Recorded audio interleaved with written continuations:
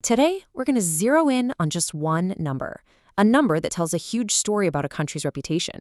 We're diving into Bangladesh and its score on the Corruption Perception Index to figure out, does this number tell the whole truth, or is there a big gap between the myth and the reality?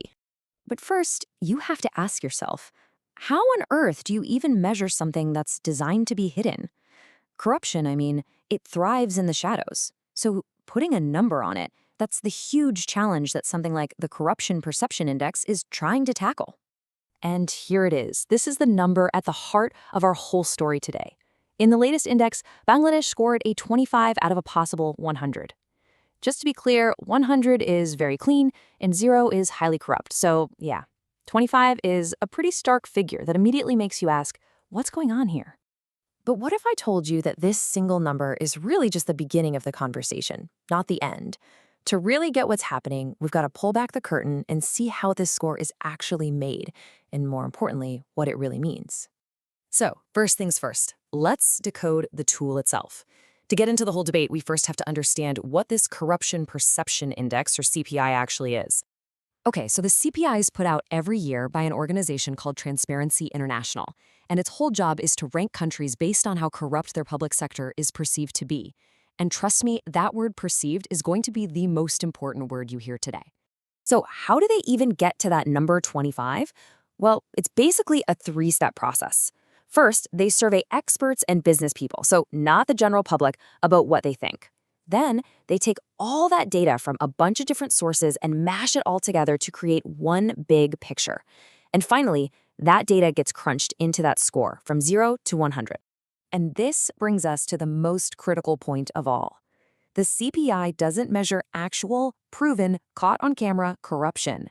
It measures the perception of it among a specific group of people. That little difference is the key to this entire myth versus reality debate. Which leads us straight into the first side of the argument, the myth. This is the idea that maybe, just maybe, the CPI score isn't a totally fair or accurate picture of what's happening on the ground. And it really just boils down to this question. Is it possible that this low score is an exaggeration? That it's reflecting a reputation that might be a little out of date or just plain incomplete? Now, critics of the score have some really solid points. They argue, first of all, that perception isn't proof. Simple as that. Then there's the fact that data can lag, so any brand new anti-corruption reforms might not show up for a year or two. The score also kind of struggles to capture the messy, complex realities of a country. And since it only asks experts and business folks, it might not match up with what everyday people are experiencing at all. And you have to consider the actual efforts being made. The government has set up an anti-corruption commission. They're pushing these big digital Bangladesh initiatives. The whole point of these is to make things more transparent and cut down on opportunities for shady deals. But a score based on perception might be really slow to catch up to that. Okay, now let's flip the coin and look at the other side. This is the reality argument. It basically says that, yeah, the CPI might be imperfect, but it's pointing to a very real, very serious problem. The core idea here is that a perception this strong doesn't just come out of nowhere. It's not just a feeling. It has to be rooted in real, tangible, and persistent challenges that the country is still grappling with.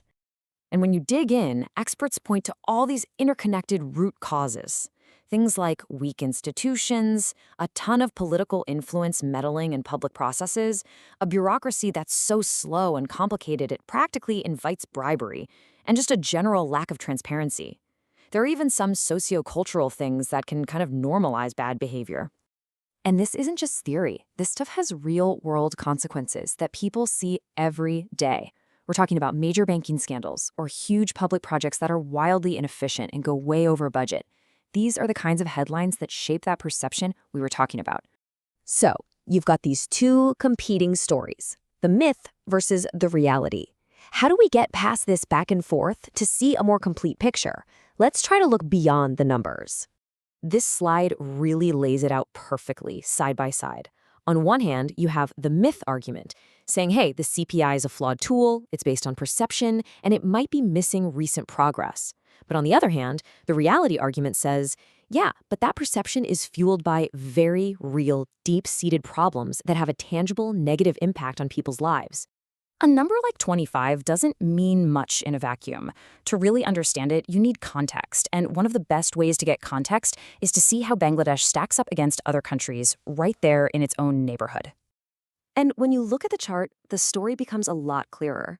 Bangladesh's score of 25 is noticeably lower than its neighbors, like Sri Lanka at 34 and India at 40. This regional view shows that the perception of corruption is seen as a much bigger challenge in Bangladesh compared to some of its peers.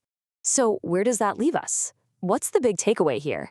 I think it's this. The CPI score is definitely a flawed tool, but it's also a very useful signal. Look, you can argue all day about whether the number should be 25 or 28 or 30, but you can't really ignore what that number is pointing to. It's like a check engine light for a country. It highlights a persistent, systemic challenge that absolutely cannot be ignored. It demands attention and real reform. And that leaves us with one last big question to think about. Even if a country makes real on-the-ground progress, how long does it take for the world's perception to catch up? Can a nation's reality ever truly escape the story that the numbers tell about it? It's something worth chewing on.